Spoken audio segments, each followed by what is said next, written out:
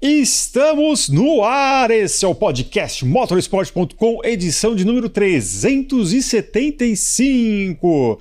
Os carros da Fórmula 1 deram uma acalmada, alguns nem se atentaram a fazer atividades, mas os carros da Fórmula 1 deram uma acalmada. Nessa semana não teremos mais testes. Todas as atenções estão voltadas para o GP da Austrália na próxima semana.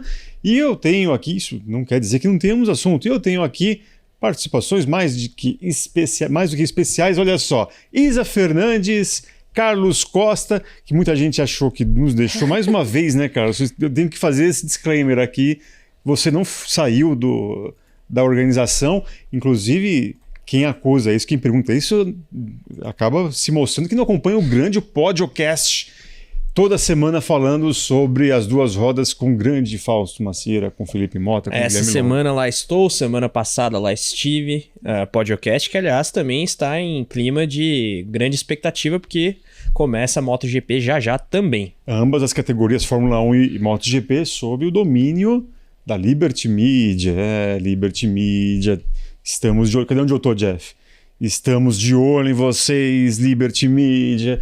Agora, primeiro vamos fazer aqui um grande raio-x, um compilado do que foi a pré-temporada e o que vai ser essa Fórmula 1 em 2026, porque a discussão tá gigante, tem gente nervosa, brava com o que vai ser a Fórmula 1, outros pedindo calma, torcedor, não vai ser tão ruim assim, mas primeiro vamos nos debruçar sobre algumas questões da pré-temporada, porque tivemos aí 3 dias na primeira semana lá no Bahrein, depois mais 3 dias pré e pós-carnaval, dá uma referência, né? Então, fora o shakedown de Barcelona, que não teve os seus tempos oficialmente divulgados. Foi uma coisa meio clandestina até, tempos não oficiais, mas nessas últimas 2 semanas tivemos live time, transmissão e tal, vimos os carros em ação, a asa, que eu já vi algumas mudanças, alguns vídeos de inteligência artificial, a asa da Ferrari que fica girando ali em 180 graus, assando uma carne. Né? É maravilhoso esse vídeo. Né? Eu vi um que não é tão assim cômico, que era a comparação do trabalho das asas traseiras de Ferrari, Alpine e Red Bull, que cada um tem um modelo de funcionamento, né? Da Ferrari que vira, da Red Bull que deixa a parte do meio ali vazada, e a da Alpine que baixa todo para ficar um negócio mais flat ali, dar um ganho de velocidade. Cada uma com a sua filosofia, legal de ver. Não, bacana. E assim, o tempo mais rápido de todo esse período no Bahrein, vamos pegar no Bahrein porque são tempos mais oficiais do que o que aconteceu no shakedown de Barcelona. Aliás, shakedown é uma maneira que a gente disse que até o próprio Max Wilson falou aqui, ou foi o Molina, né? Não foi um shakedown, né? Foi entre um teste e um shakedown. Eles usaram esse termo para não dar um caráter oficial, com medo de dar merda, em bom português. Tanto é que uma das equipes não foi. Charles Leclerc foi o mais rápido de todos, 1:31.992, cerca de 2 segundos apenas mais lento que o tempo da pole position do último GP do Bahrein. Então acho que é bacana para aquilo que a gente estava imaginando que seria, né, de mais lento, tempos de F2, que foi bem longe disso. André Kimi Antonelli da Mercedes foi o segundo colocado, 1:32.803. O Leclerc foi o único baixar da faixa de 1:32, lembrando que ele fez isso com o composto 4, o C4, né? Depois, mais macio, mais macio, né? Piastri, terceiro colocado, Lando Norris, o quarto colocado, e Max Verstappen da Red Bull, o quinto. Nosso glorioso Gabriel Bortoleto foi o 10º colocado, né, nesses tempos, e né, à frente, inclusive, de Nico Hülkenberg, né, que ficou no 12º lugar. Lembrando que esse ano são 22 carros, não 20 como nós estávamos acostumados. Gente, em matéria, eu sei que tem essa questão do tempo, fazer esse disclaimer também. Pode ser com mapa mais agressivo, com meia dúzia de gotinhas de combustível. Combustível, algumas equipes não estavam com eles, especialmente a Mercedes. Homologado, né? Pode ser uma fórmula que não veremos lá em Melbourne. O que dizer, pelo menos dessa parte, além desses poréns que eu estou colocando aqui? O que vocês acharam dessa questão tempo de volta lá no Bahrein? Queria pedir para a Isa só detalhar um pouco mais essa questão do combustível, se que ela tá mais por dentro, porque eu acho interessante destacar isso. Sim. E depois a gente entra no sandbagging, mapeamento e tudo mais. Isa, por favor. Antes mesmo, né, da primeira pré-temporada em Barcelona começar, a FIA realmente deu esse aval, vamos colocar assim, nesse sinal verde para algumas equipes, a sua grande maioria, usar combustíveis que não estavam 100% homologados, porque as equipes estavam com uma certa dificuldade de homologar os combustíveis, porque, né, por ser essa questão de serem verdes, não pode usar combustível fóssil, então demandou toda uma pesquisa muito minuciosa, muito cara também, e algumas equipes ainda não tinham conseguido levar suas amostras de combustível para homologação, e aí a FIA então liberou que durante os testes apenas, reiterando, só durante os testes, eles poderiam usar alguns combustíveis ali de teste, né, que não estavam 100% prontos, ainda com um pouquinho de combustível fóssil. Então não eram os combustíveis que vão ser utilizados a partir do próximo fim de semana com o início da temporada. Vale lembrar que já se sabia que a BP da Audi, né, a Shell da Ferrari e... Petronas. Não. A Petronas não. A Petronas estava correndo quanto tempo, inclusive? Não, eu achei que você estava falando das que estavam... Das que estão ok, né? A Audi... Então vamos lá, as que estão ok. BP, Shell... Isso. E tinha mais uma que... da Red Bull, né? ExxonMobil. Isso. ExxonMobil da Red Bull. As três estão ok já... A Petronas é a que está mais no gargalo. Que está mais no gargalo e também trabalha com mais equipes, 4 equipes, né? Que realmente... E vai lembrar que não dá para, por exemplo... Muita gente pergunta isso. Por exemplo, a Alpine, que usa motor da Mercedes, ter um combustível ou um lubrificante diferente. Sim. Não, tem que seguir ali.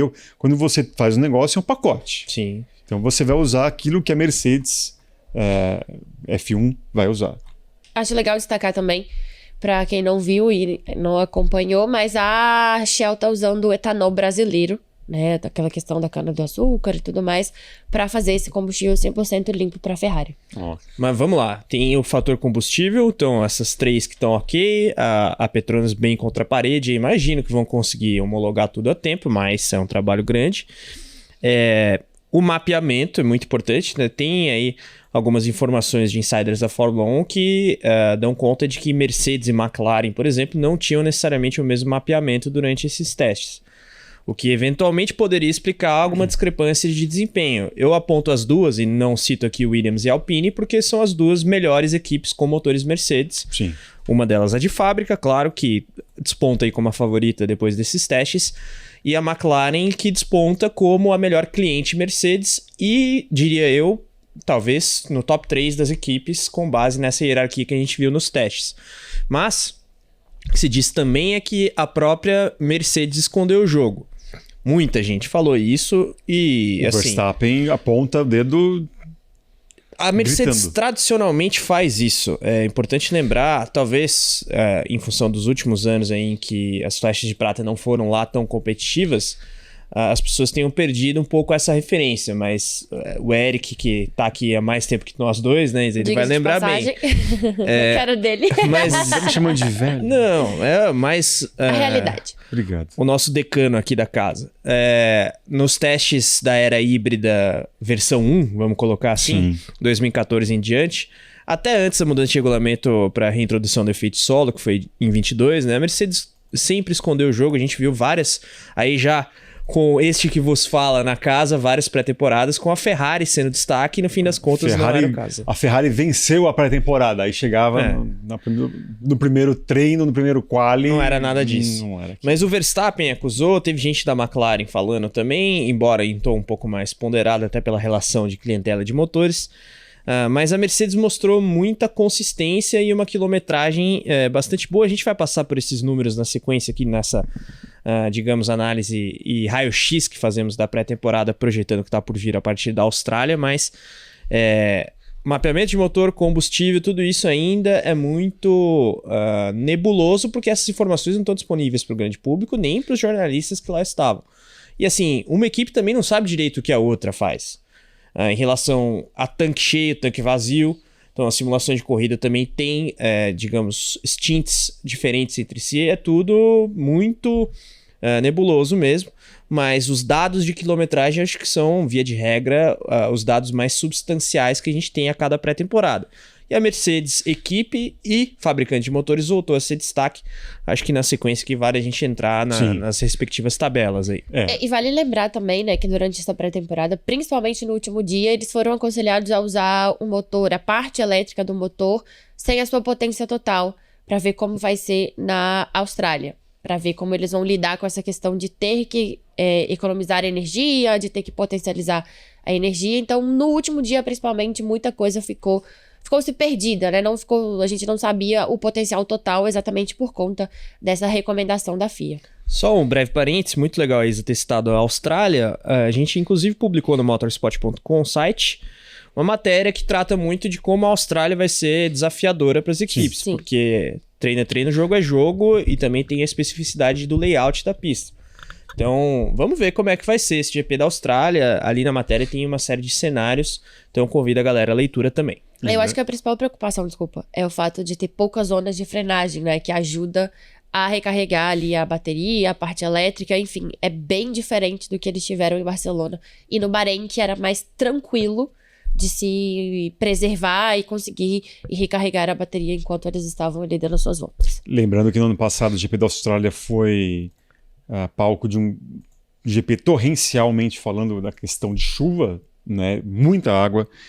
Ainda não tem uma previsão correta de tempo, obviamente na semana do GP. Fique ligado no motorsport.com, que a gente vai ter ali uma previsão mais precisa, porque não adianta, vai chover, aí daqui a, 2 dias muda, ficamos nós aqui com cara de tacho, né, sobre, você fala que quer chover, não sei o quê. Mas falando agora sobre quilometragem, que aí não tem muito o que esconder, na verdade, né? Na verdade, você pode até limitar um pouco a quilometragem do seu carro, confiando que esteja tudo bem, mas também lembrando que a própria Mercedes, que é tida como a favorita, né, também teve os seus dias paradas nos boxes ali, sem dar muitos detalhes, obviamente, daquilo que aconteceu, do que estava acontecendo, né? Mas vamos primeiro aqui, quilometragem por piloto. E aí englobando o shakedown de Barcelona, né, que inclusive no shakedown contou com até uma simulação de corrida da Mercedes, o que deixou muita gente com inveja. Teve gente que não foi para Barcelona e teve gente que já fez simulação de corrida, né, contando Barcelona, Bahrein 1 e Bahrein 2. George Russell foi aquele que mais correu, né, 3.523 quilômetros. 3.523 quilômetros o britânico mandou. Pouco logo atrás ali, Charles Leclerc, 3.354 quilômetros. Esteban Ocon, vamos ficar de olho nessa Haas, porque o Esteban Ocon rodou muito, rodou no sentido de correr, não rodou. Andou. Mas na verdade ele correu, né? Não foi, andar a gente pode ir devagar. Com a sua Haas, 3.269, então a diferença de 300 quilômetros em 3 testes é mínima. Oscar Piastri, McLaren, 2.961. Arvid Lindblad, olha só, Arvid Lindblad com motor Red Bull, 2.932, então uma diferença de 30 km, é nada. Oliver Behrman, o segundo Haas aí, o primeiro, né, 2.849 km. Max Verstappen, 2.846 km, 3 km abaixo do Behrman. Pierre Gasly, olha a Alpine aí, 2.835, Lando Norris depois 2.816, Hamilton, como diria um outro piloto, Hamilton, né? 2.727, 1, 2, 3, 4, 5, 6, 7, 8, 9, 10. Hamilton foi o 10º. E para compor aqui, Gabriel Bortoleto fez 2.297, né? Pouco mais de 1.000 quilômetros de diferença entre aquele que andou mais e o Gabriel Bortoleto. Bortoleto 15º da lista, só para pontuar. Obrigado, Carlão. Mas me preocupou um pouco, porque o Sainz está logo atrás dele com 2.219 e eles não foram para Barcelona. O Sainz não foi para Barcelona, tá zero aqui. Tá né? Zerado. E a também, diferença foi muito pouca para o Sainz, por exemplo. E para vocês terem uma ideia, por exemplo, em Barcelona, o Bortoleto deu apenas 419 quilômetros, ao passo que o Russell deu 1.234, 1, 2, 3, 4, lá em Barcelona, um pouco mais do triplo, ou quase o triplo do que o brasileiro. É importante lembrar, a gente pode depois analisar a Audi de maneira separada.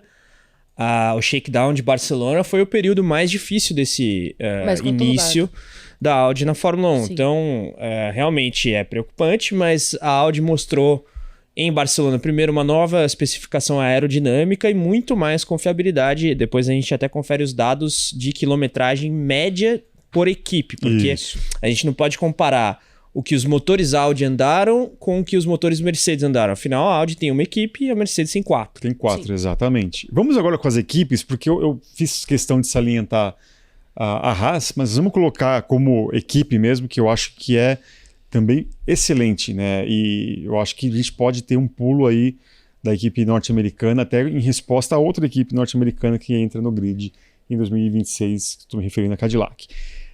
Mercedes, juntando tudo, né, como eu fiz agora, 6.202 quilômetros. Haas, 6.118. Se você pegar isso, menos de 100 quilômetros de diferença, parabéns a Ayao Komatsu e Companhia Limitada. E a Ferrari, né? E a Ferrari que vem na sequência como equipe, 6.081 quilômetros. Também, pouquíssima diferença, 19 mais 18, 37 quilômetros de diferença. Eu errei a conta, perdão, sou de humanas, mas também é muito pequena essa diferença. McLaren, Mercedes, 5.777. E Racing Bulls, que andou mais do que a Red Bull, né? 5.458. Depois da sequência vem Alpine, 5.289. A Red Bull, 5.048. Audi, 4.842. Williams, que não foi para Barcelona, 4.276. Cadillac, 3.835. E a Aston Martin, que a gente vai separar aqui, que falar mal a gente sempre reserva um momento especial, a gente gosta de falar. Não, tô brincando. 2.115. Então, como equipe, a Mercedes, mesmo com alguns problemas, também à frente da concorrência. Só algumas ponderações, aproveitando as últimas 2 tabelas de dados que a gente trouxe aqui. A Isa citou, por exemplo, a Williams próxima da Audi com relação a Sainz e Bortoleto ali. Eu acho que é importante pontuar algumas coisas. Por exemplo, o piloto do grupo Red Bull que mais andou foi o Lindblad. O fato de ter andado muito não necessariamente representa desempenho. Sim. Representa talvez um programa diferente para o Lindblad, porque ele é o único novato do grid. Para Williams também, porque ela não correu no shakedown de Barcelona. Então ela precisou focar mais em botar o carro para andar do que necessariamente tentar refinar a configuração. E o tempo de volta. Total. Exatamente. A Mercedes, por exemplo, como já fez simulação de corrida durante todo o período, ela certamente testou mais coisas do que as outras. A Ferrari, historicamente, aliás, a gente até mencionou o período ali do fim dos anos 2010, ela tenta extrair um pouco mais de desempenho, não à toa Leclerc usou os pneus C4. Então, assim, essas leituras todas elas devem ser feitas em perspectiva. A Williams precisava andar, então o programa dela é um pouco mais conservador, embora um pouco mais volumoso em termos de quilometragem. Esses pontos todos devem ser feitos porque a gente, ao passo que, digamos, faz ponderações relativas ao fato de que o tempo de volta rápida ele não é tão necessariamente significativo na pré-temporada, ele também tem ali um contrabalanço, digamos, em relação à realidade de cada equipe. E a Williams, inegavelmente, nesse momento, é a equipe Mercedes com mais dificuldades porque ela se atrasou. A Alpine, pasmem, teve uma pré-temporada mais estável do que a Williams. A Alpine pode viver o caos. Mas, de certa forma, no Bahrein 1 e 2, a Williams não teve problemas que até a gente... Chamou a atenção. Ela passou bem despercebida. Eu acho que saiu tudo conforme o previsto dentro do atraso que eles tiveram. Então, depois de não ter ido para Barcelona, no Bahrein a gente não se ouviu falar da Williams. Foi bom. Né? Menos é mais, né? Dada a conjuntura. Mas aí a gente também analisa... Voltando um pouquinho aos tempos, e a gente reitera uma vez mais, não são necessariamente representativos do que vai ser a classificação na Austrália. Por exemplo, a Audi teve o Bortoleto 10º ali nos tempos, né? A Williams teve o seu piloto mais bem colocado, o Sainz 16º. Isso mostra que eles não foram tão ali, digamos, incisivos no sentido de extrair desempenho. Deve estar pesado pra caramba. A Alpine, por sua vez, teve o Gasly em 8º. Então, é curioso, né, a gente afirmar que a Alpine conseguiu experimentar um pouco mais o carro do que a Williams, sendo que a Williams tem motor Mercedes desde 2014, eu acho. Ou até antes. Mas fez um chassi melhor, né? Então, não estava tão pesado quanto o da Williams, por exemplo. E a questão de cronograma, né? Porque a Williams se perdeu. E por pior que seja a Alpine, ela tem uma estrutura de fábrica em Eddstone um pouco mais moderna do que tem a Williams em Grove, né? A gente falava nos últimos anos da Williams usar planilha de Excel e tudo mais. É um trabalho hercúleo que o James Vowles está liderando no sentido de modernizar a equipe. E isso respinga agora numa mudança de regulamento, porque com regulamento estável, ela conseguia ali se resguardar um pouco mais. Não, e aí, assim, também é estranho, né? Porque, em tese, o caos administrativo da Alpine era maior do que da própria Williams, por mais que a Williams tenha passado por uma passagem de bastão de gestão. Né? Não existe, de mudança de dono. Não existe mais o Williams na Williams. Né? Então, mas o passo também é que aconteceu. O que aconteceu na Alpine barra Renault nos últimos anos? Quem acompanha aqui a gente sempre ouviu o Rico Penteado falar sobre a Alpine barra Renault, né? O que aconteceu ali, a gente imagina, né? Mas de fato, uma vez decidido ali que não teriam mais um motor Renault, a Alpine soube se organizar melhor, pelo menos a questão do carro, do que a Williams, que montou o carro a partir de novembro. Né? E aí tem essa questão de não passar crash test, priorizar passar no crash test adicionando peso ao carro, né? E agora deve estar com o carro pesando ali uma enormidade, né? Vai ter que usar uma caneta, tô brincando, né? Mas vai sofrer enquanto não chegar num ponto ideal ali em relação ao desempenho, por mais que conte com o motor que deve puxar bem, que é o motor Mercedes. Agora, é curioso isso, porque você citou a montagem do carro de novembro para frente. Só que a Williams foi, no ano passado, uma das equipes que menos levou atualização para o carro de 25. Pois é. Eles já estavam nesse projeto. Eu acho que realmente o James Vowles usou esse 25 ou 26, a transição, para tentar refundar tudo ali.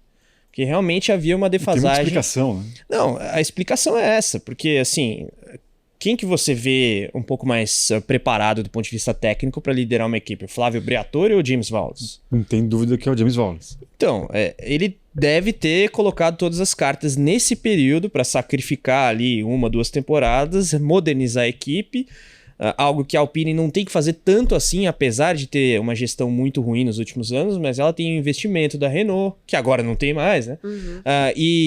Assim, a Alpine está aí num processo de tentar extrair um pouco de competitividade para ver o que vai fazer com a equipe. A Williams tem um grupo de investidores que, claro, em algum momento, imagina, vai querer ter um retorno do investimento, mas não há uma sinalização de venda da Williams ou algo que o valha. É isso que eu ia falar, porque assim, vamos ver o que acontece, tem que estar numa alta para atrair, quem sabe, alguém que compre a própria Alpine. Enfim, fala-se aí a questão do retorno triunfal de Christian Horner. Agora vamos a um dado que eu acho que é dos mais interessantes, que é justamente a quilometragem por fabricante. E também vamos trazer a média por carro de cada fabricante, que aí a gente tem um pulo do gato nesse quesito quilometragem. Obviamente, no dado bruto, a Mercedes, até por ter 4 equipes correndo por ela, foi a que mais andou, né, pegando essas 3 partes da pré-temporada da Fórmula 1. Um total de 21.544 quilômetros. A Ferrari, 16.116. A Red Bull, Ford, Powertrains, enfim, 10.506. Só pontuando, né? A Ferrari tem 3 equipes. Isso. A Ferrari, a Haas e a Cadillac. Bem lembrado, Carlão. A Red Bull Powertrains, 2 equipes. A Audi, 4.000, que só tem a Audi, 4.942. E a Honda, que a gente vai dedicar aqui um espaço que eu já disse, 2.115 quilômetros. Se a gente dividir isso por equipes, vamos fazer agora um dado interessante. Média de quilômetros por equipe. Mercedes, a média de 5.386. Ferrari, 5.372. São 14 quilômetros de vantagem para a Mercedes apenas. Nada, né? 0, basicamente. Red Bull, 14 quilômetros, tem 2 pilotos, é basicamente uma volta de cada piloto. Exato. Um pouquinho mais. Red Bull, 5.253, menos um pouco mais de 100 quilômetros, que também, convenhamos, é muito pouco. A Audi, 4.942, 300 quilômetros, se a gente vê a vantagem. E aí a Honda realmente é um buraco, 2.115, menos da metade da Mercedes, Ferrari e até a própria Audi, né? E aí a gente pode aí medir um pouco mais a questão da confiabilidade. Tá tudo ali dentro de uma margem de erro. Ano de eleição, né? Então, a gente vai ouvir muito falar em margem de erro. 5.300, 5.200, 4.900, né? O que dá para tirar?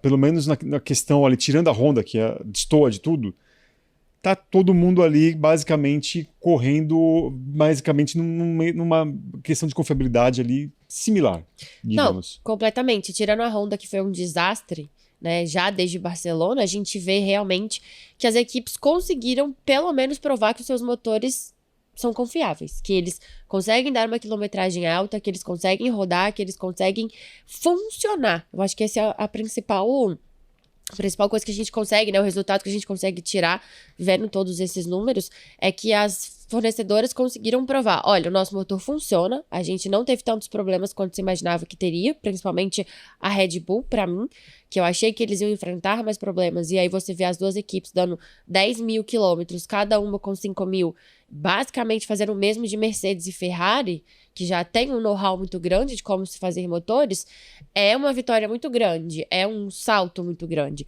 Então, pra mim, a mensagem que isso aqui passa é, os motores funcionaram, pelo menos na pré-temporada, da maneira que tinha que funcionar, tirando a Honda.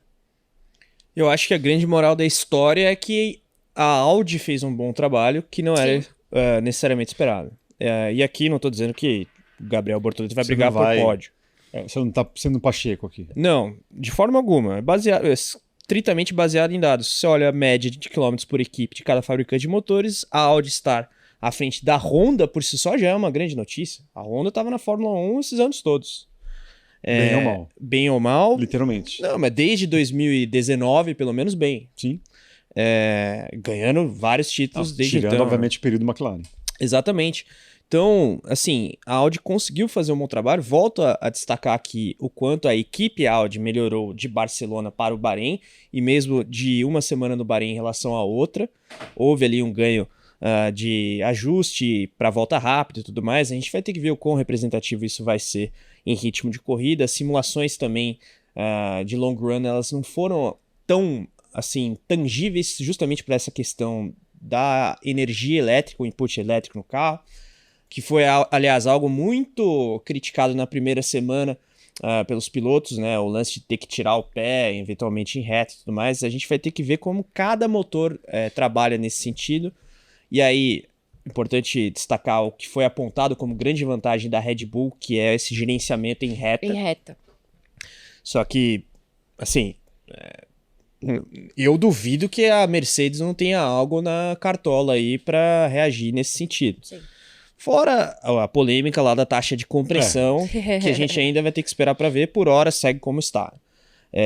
Então, assim, não vou nem entrar nesse mérito aqui, vamos nos basear nesses dados, na aparente vantagem que a Mercedes tem, que a própria Red Bull tem, é outra das equipes que está no alvo com relação a esse lance da taxa de compressão, mas acho que a Ferrari está muito sólida, a Ferrari montadora aqui, a Haas prova isso, a Ferrari equipe foi muito competitiva, não acho que está à frente da Mercedes, depois até posso me arriscar a fazer uma hierarquia, vai fazer mas eu acho que com base nessas tabelas, a grande notícia positiva que o agregado dos dados nos traz é a Audi. E aqui positiva porque tem um piloto brasileiro, não tenha dúvida, mas eu não me refiro a notícia positiva ser a Audi por causa do Bortoleto. São os números que trazem aqui essa leitura pra gente.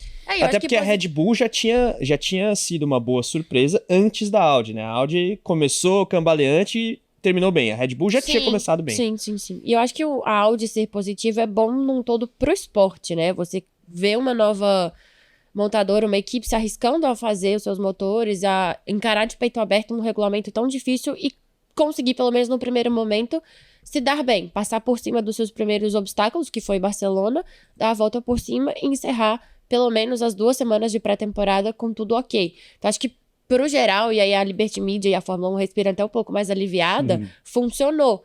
Né? A gente vê a Cadillac ainda dando uma penadinha, mas não é por conta dos motores.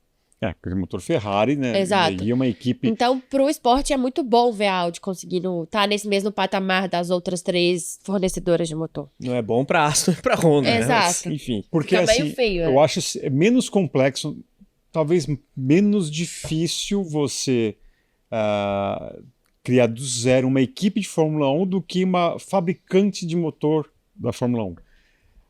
No caso, o papel da Audi era muito mais difícil, muito mais complexo do que é o da Cadillac como equipe de Fórmula 1.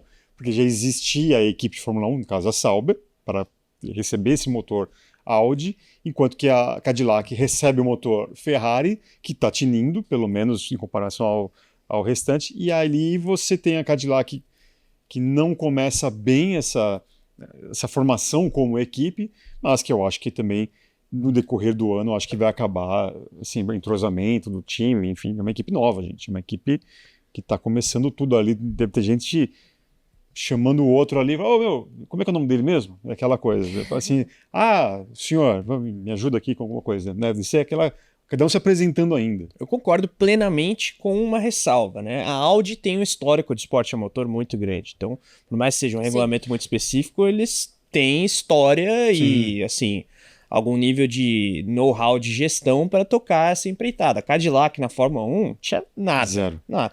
E, querendo ou não, o fator Sauber ajudou essa transição da Audi, mas acho que a Cadillac, com o passar do tempo, vai melhorar. Vai acabar, né? Vai acabar conseguindo.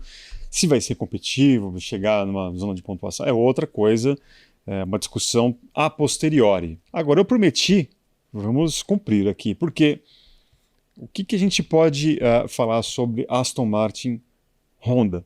Aston Martin com investimento bilionário do Lawrence Stroll e companhia limitada, trazendo estrelas, ou no caso o principal astro ali, um mago do design, que vai virar chefe de equipe, que é chefe de equipe, né, o Adrian Newey. A Honda vencedora nos últimos anos, tirando obviamente as últimas 2 temporadas no campeonato de construtores, mas se livrando daquilo que aconteceu na época da McLaren. O que a gente pode falar? A quem culpar? Se há alguma situação... Enfim, eu confesso que eu não consigo entender o que está dando errado na Aston Martin / Honda.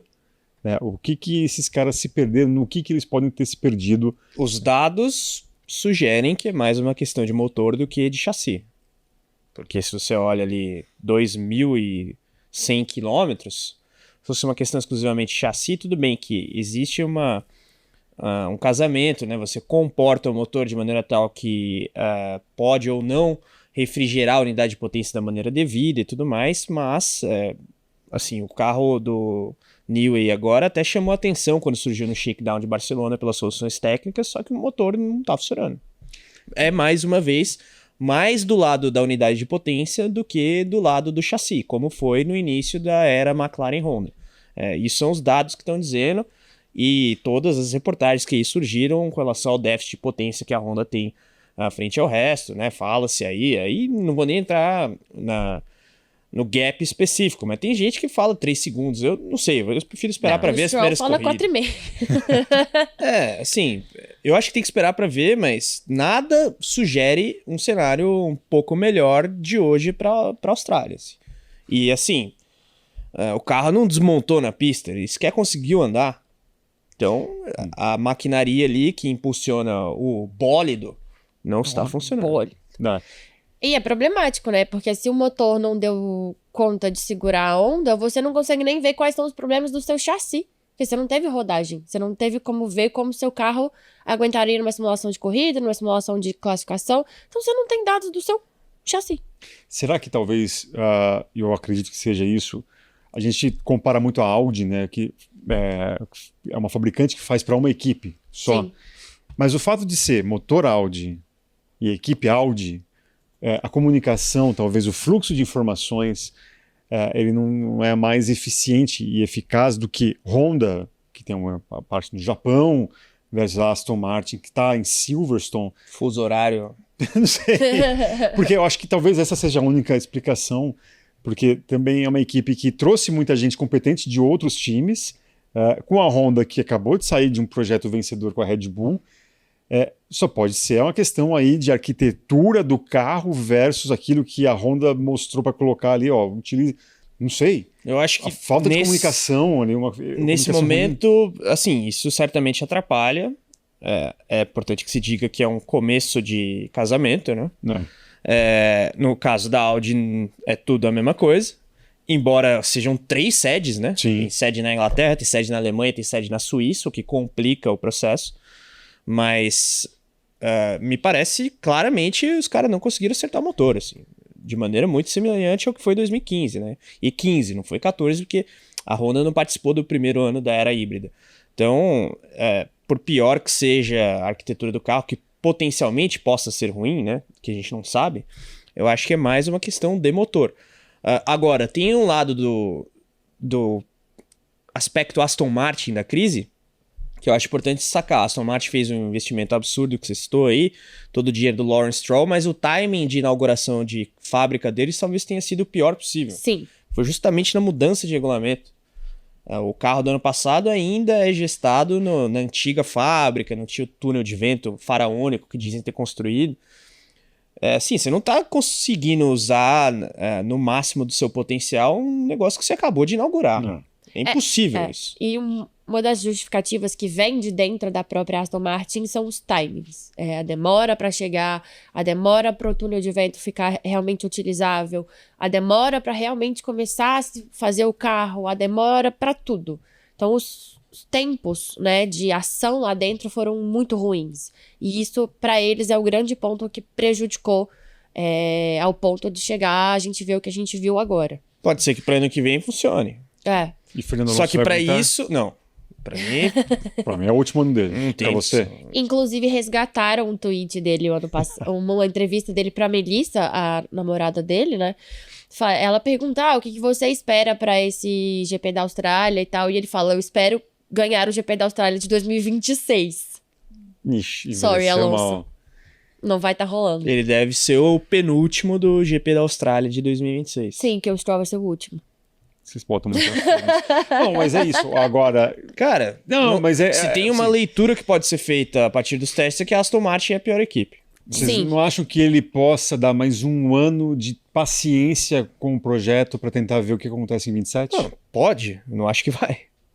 Pode, não deve. Não deve acontecer. Não deve no sentido de probabilidade, não que eu acho que ele não deva fazer. Pô, toda a paciência acaba. É possível. E a leitura... E aí tem a questão da idade também. Eu acho que o Alonso, desses pilotos veteranos que estão aí na Fórmula 1 nos últimos anos, é o que mais consegue manter o nível de competitividade. Só que, querendo ou não, ele vai fazer 45 esse ano e em 27 ele vai fazer 46 anos. É muita coisa. Agora, e tem a questão do carro também, do prazer de se guiar esse carro da Fórmula 1, que também pode ser um fator que vai abreviar. Se pro Verstappen já está falando que se não for divertido, um abraço, né, o Hamilton... Tudo bem que nessa última semana ele amenizou um pouco o discurso, até porque eu acho que ele viu que, pelo menos em matéria de desempenho, a Ferrari pode ser importante. Pro Alonso, se não for divertido, também um outro motivo dele pegar o boné e ir embora. E assim, você vai apostar que vai melhorar no ano subsequente? Pode ser que melhore. Agora, probabilisticamente... A não ser que a evolução venha corrida a corrida e ele perceba que, no final do ano a gente já vai estar brigando por pódio, mas não vai acontecer. E tem a questão do motor, assim. Eu acho que a Aston pode otimizar tudo, apesar desse timing ruim, né? A gente fala aí o Adrian Newey falou dos 4 meses de atraso decorrentes desses timings todos, mas ainda vai depender da Honda.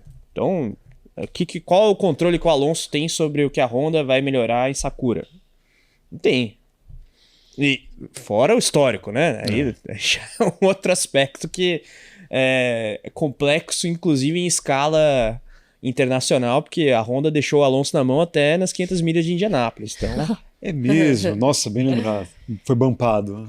E eu não, acho... quando ele tava bem, que o motor Sim, quebrou, que ele liderou a Indy 500, era motor Honda. Quando ele foi bumpado era motor Honda? Nem sei, mas aí ele nem foi pra corrida. E ainda acho que esse papo do Newey de que com a rodada 6-8 vocês vão ver uma super virada de chave, acho conversinha, balela. Não acredito. Não acredito. Não.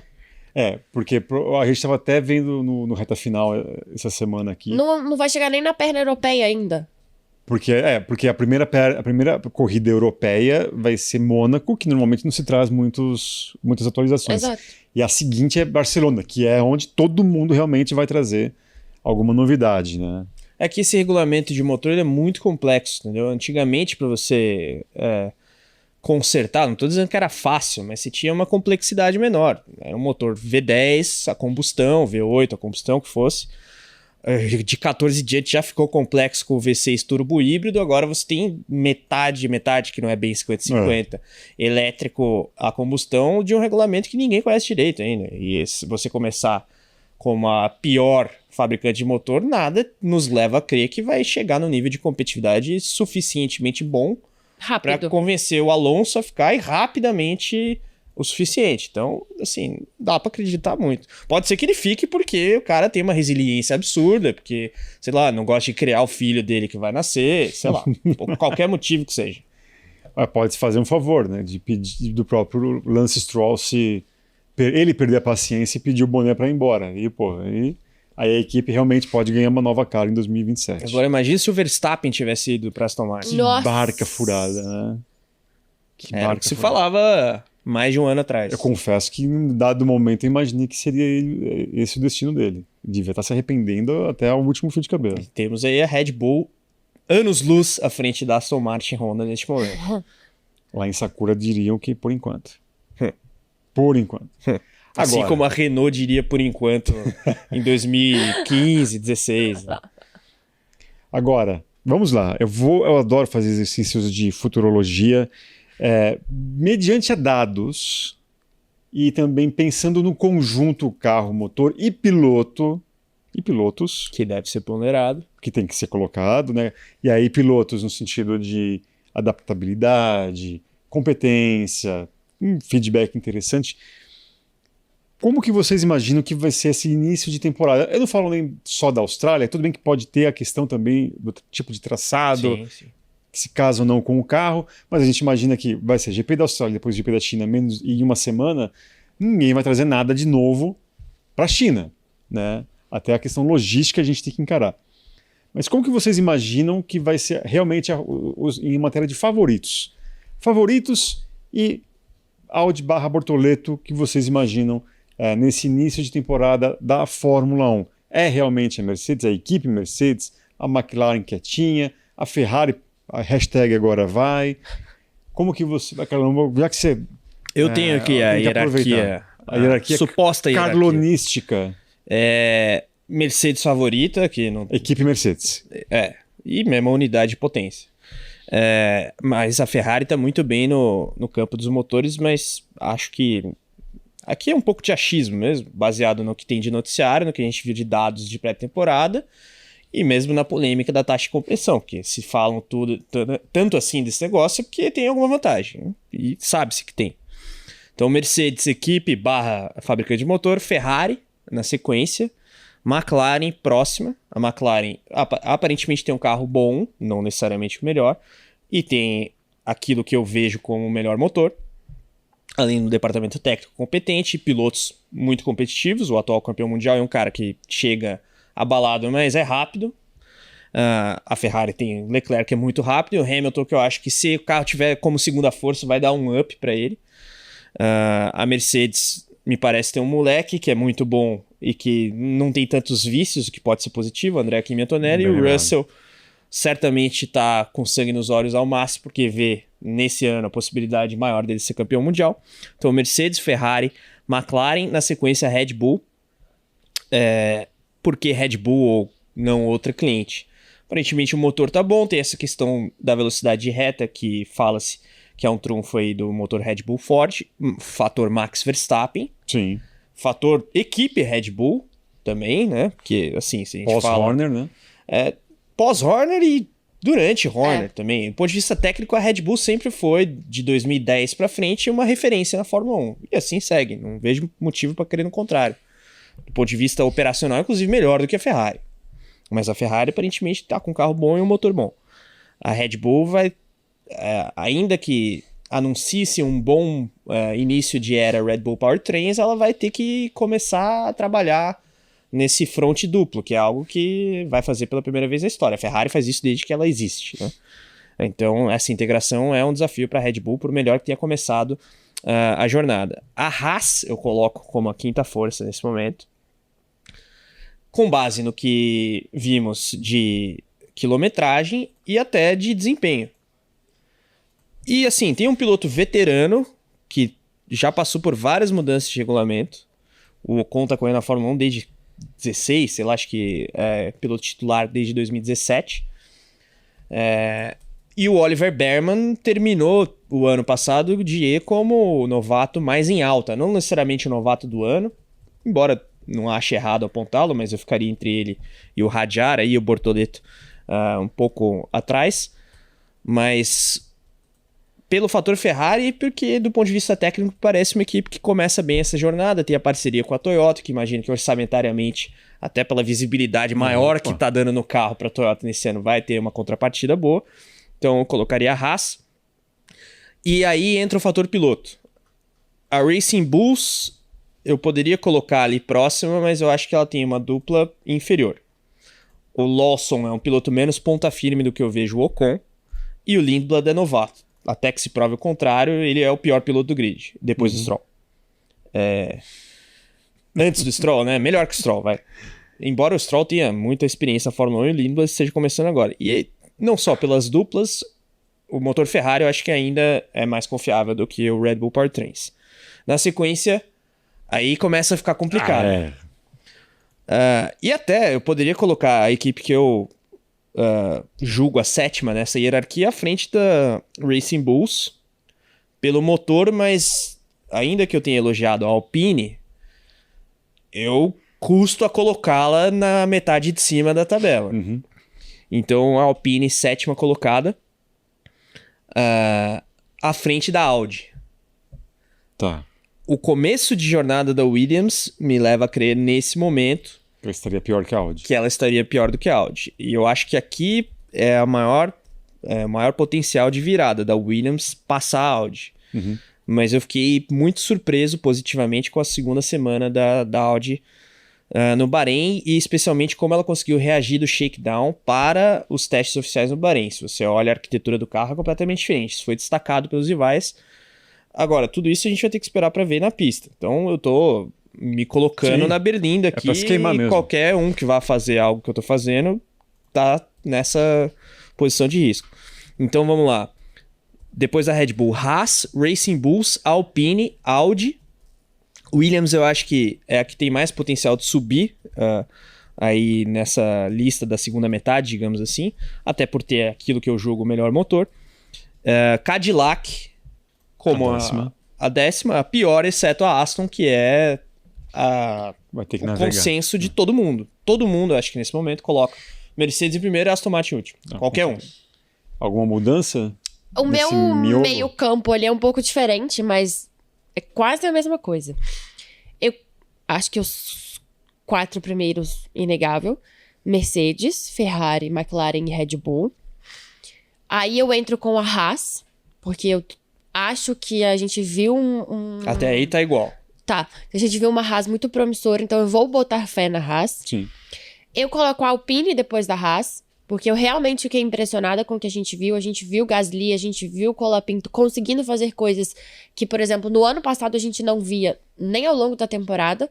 Então, acho que essa mudança para o motor Mercedes também deixou a equipe com um certo alívio de poder se preocupar em fazer um bom chassi para o carro. E aí eu coloco a Audi depois da Alpine, Williams, RB, Cadillac e Aston. Williams na frente da Racing Bulls? Eu acho que sim. E a Audi? Porque mesmo... Não, a Audi tá na frente da Williams. Não, as duas na frente da Racing Bulls. Sim.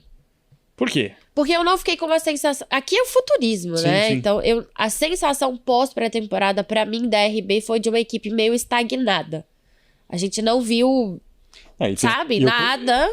E seguindo a minha recomendação aqui, é o conjunto piloto também. Exato. Tem E além Pega disso... pela quilometragem. Sim, ok, a quilometragem. Beleza, eles estavam testando o quanto o motor Red Bull, Ford, Powertrains era bom. Mas a gente, olhando para o que cada equipe trouxe, a gente viu, por exemplo, a Williams com um arco de, entre aspas, redenção, conseguindo ir bem nas 2 semanas de pré-temporada. A Audi também conseguiu dar uma certa volta por cima. A RB não fedeu nem cheirou. E pra mim ficou ali no meio campo meio medíocre, assim. Não me saltou aos olhos nem pra positivo nem pra negativo, sabe? Não vi nada demais que me fizesse pensar que ela vai fazer alguma coisa de muito diferente. Mas é só achismo, assim. Posso estar totalmente errado. Não, total. Aqui, ouvindo a Isa, eu acho que eu colocaria a Alpine... Eu não coloquei a Alpine na minha lista original na frente da Racing Bulls, porque eu tenho um pé atrás com a Alpine. Mas eu acho que, olhando os dados, daria pra colocar. A Audi eu ainda não coloco por seu início de jornada. Tá. Justo. E, claro, a Cadillac penúltima e a Aston por último, porque... Só Deus na causa. E eu acho que é isso, assim. E eu acho que o conjunto pilotos também da Williams é muito mais potente do que os pilotos da RB pra conseguir você manter a Williams num patamar acima, sabe? Então eu acho que é isso. Mas eu acho interessante destacar também que eu acho que vão existir blocos. A gente vai ter as 4 primeiras. Será? Pra mim, a Haas e a As 4 primeiras ou a primeira e as 3 segundas? Pode ser também, mas eu ainda vou colocar de um jeito que eu acho que as 4 primeiras vão andar, de certa forma, meio parecido.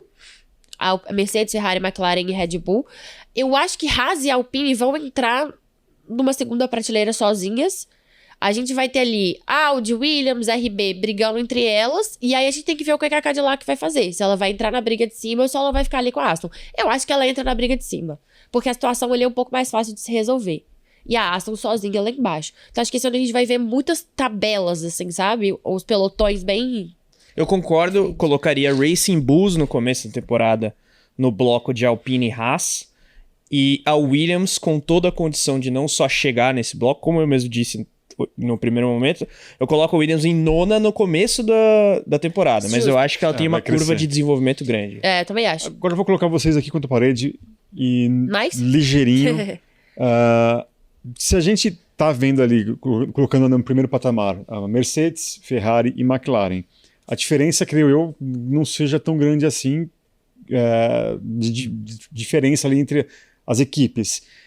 Um George Russell que vai brigar pela primeira vez pelo título versus um Lando Norris já campeão, mais leve.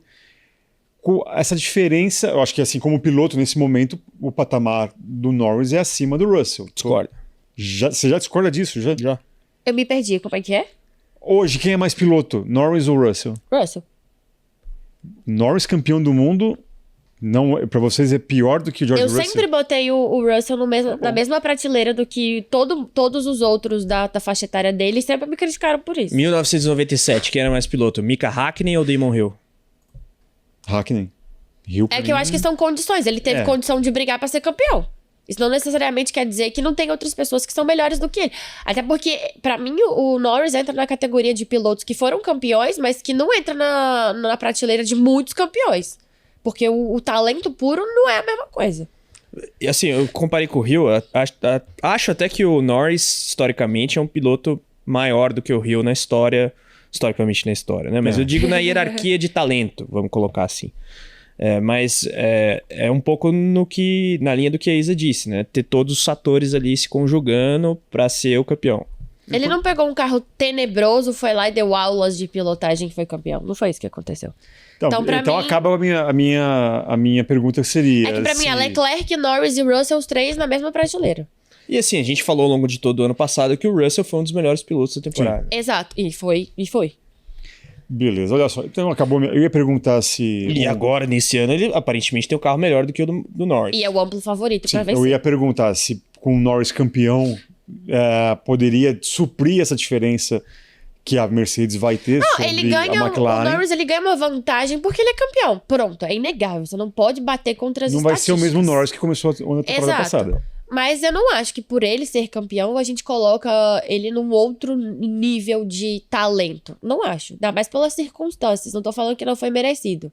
Me entendam. Mas houve ali toda uma... E tinha o melhor carro. Uma aura pra ele vencer. Ele tinha Então, o se melhor vocês carro. estivessem fazendo aqueles ratings do jogo da Fórmula 1, colocaria uma nota maior do Russell.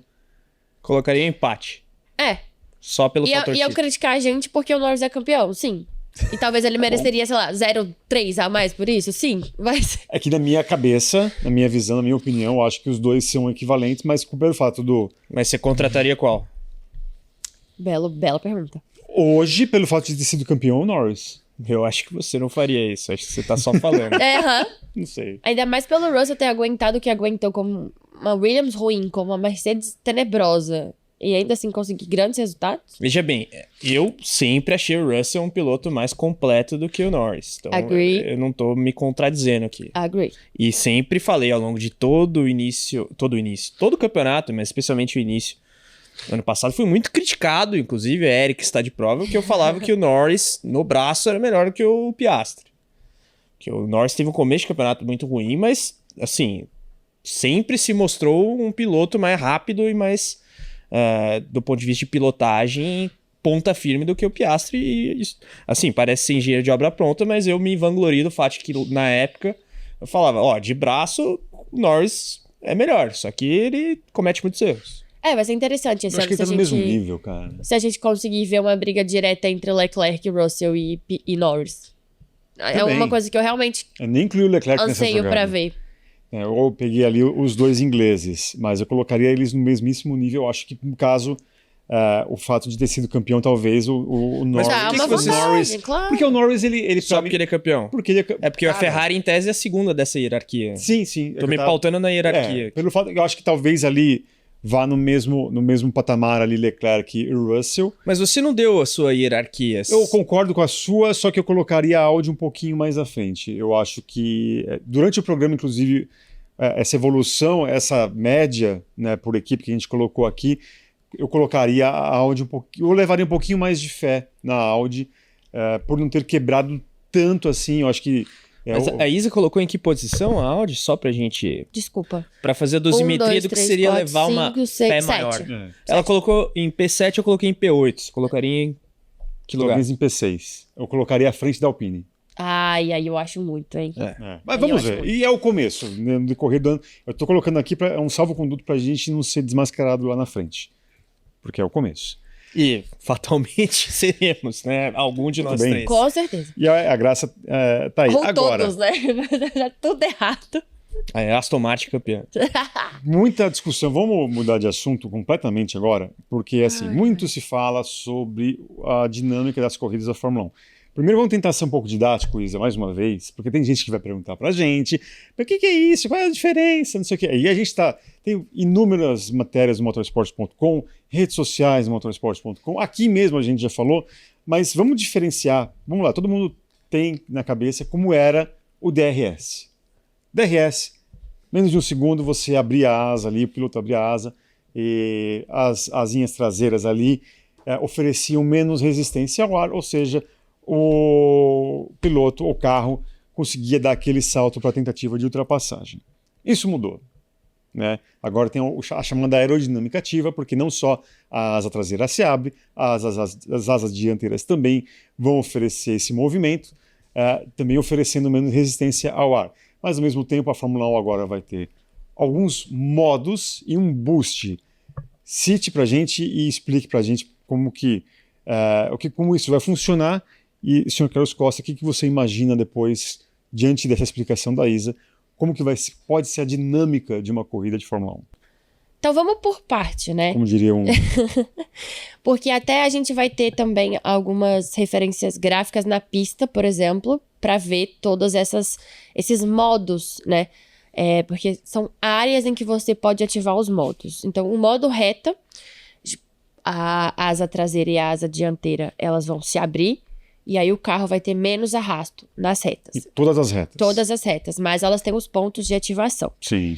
O modo curva É o contrário disso. Entrou na curva, saiu da zona de ativação, ela fecha para o carro ter mais arrasto, ter mais equilíbrio nas curvas. E automaticamente, quando se fecha essas asas, automaticamente ele entra no modo curva. No modo curva, exato. Ele fecha sozinho. Saiu do modo reta, fechou, entrou no modo curva para o carro ter mais estabilidade. Porque com a ausência, né, do efeito solo, esse carro ele é menos equilibrado. Ele sai um pouco mais nas curvas. Tem menos downforce. Tem menos downforce, exato. Então, eles fizeram esses modos para que o carro tenha, então, diferentes níveis de arrasto para poder manter ou não esse equilíbrio. E só para pegar o pessoal que não tem o conhecimento de aerodinâmica, como já um fã mais hardcore, o downforce é a força descendente, a força do carro para baixo. Se você...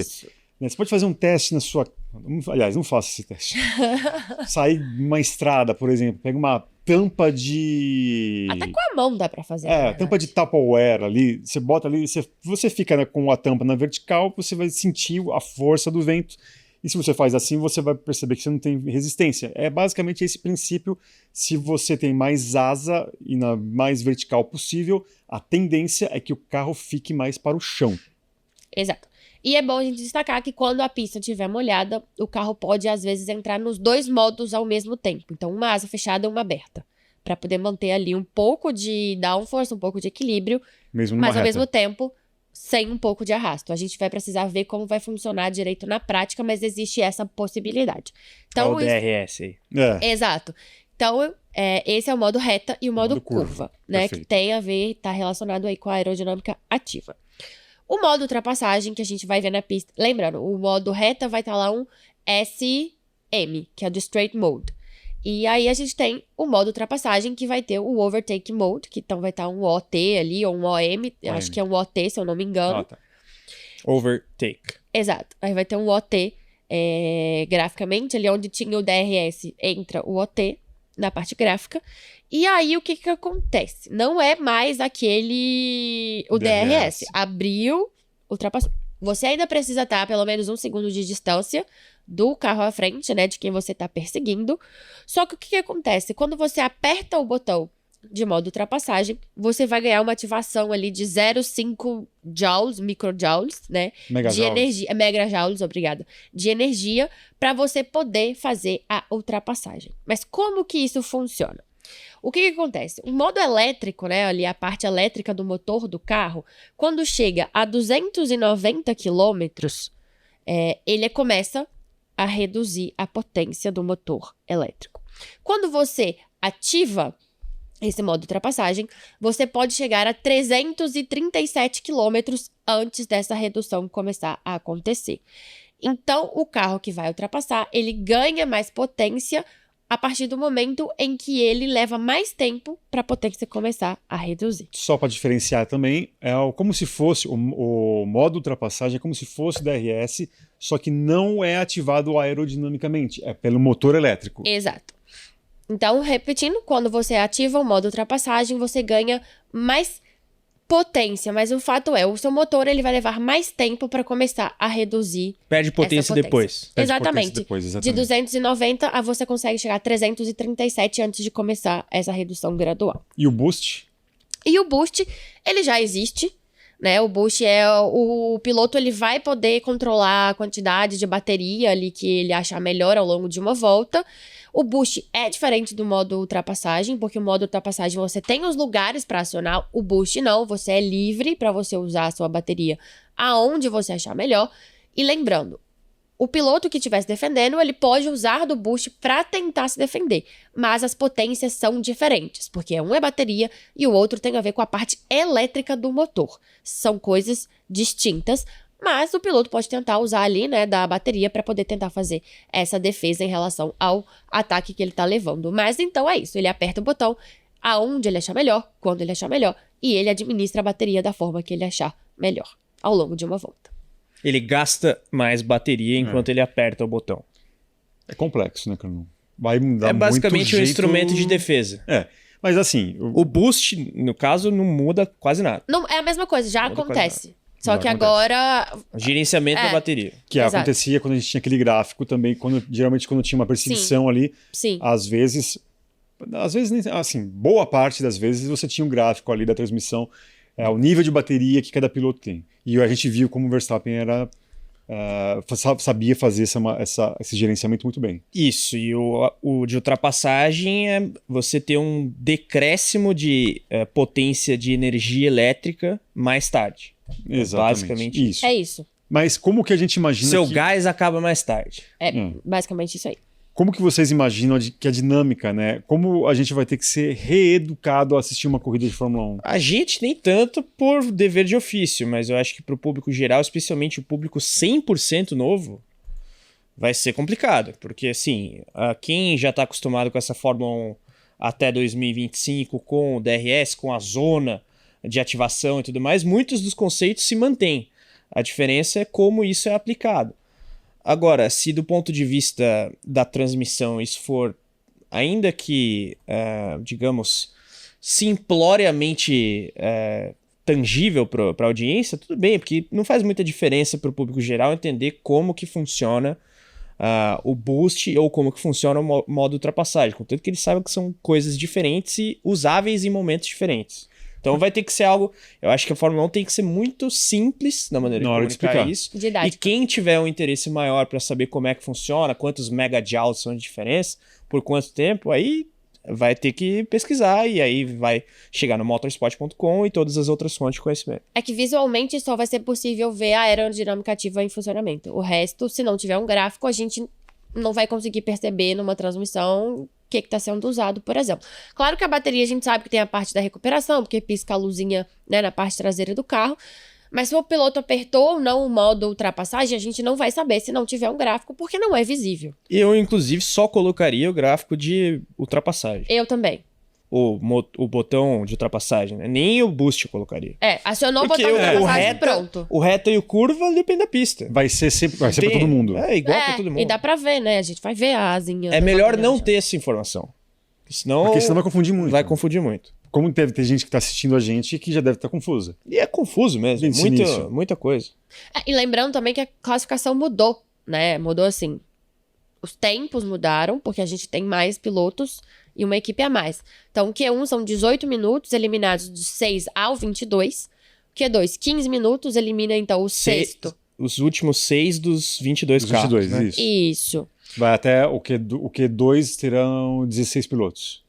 Exatamente. E aí elimina 6 dos 16 e o Q3, 12 minutos com o top 10. As durações estão iguais, né? Basicamente, cada Q elimina um piloto a mais. O que era quando tinha a última vez em que a gente teve 22 carros no grid, enfim. Que já faz tempo. Muita gente não pegou, Eu sou o decano, como você costuma dizer. Exato. Eu me lembro como se fosse ontem. Bom, vocês que têm dúvida, mais uma vez a gente fala aqui, se tiver dúvida, né, manda nas nossas redes sociais, você pergunta, a gente responde mais notícias sobre isso, tentando explicar o máximo para você entrar na temporada de 2026 da Fórmula 1 o mais afiado possível, ensinando aos colegas, aos amigos, como que vai ser a Fórmula 1 a partir desse ano. Eu quero agradecer demais a vocês e especialmente Isa Fernandes, Carlos Costa, que estiveram aqui com a gente nesse podcast.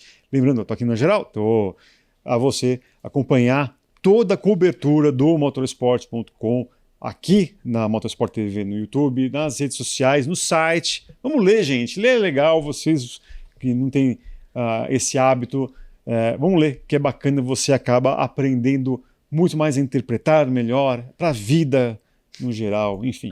É isso aí. Eu quis ser filosófico agora. Muito obrigado, Isa, Carlos, a você. Até a próxima. Tchau, tchau.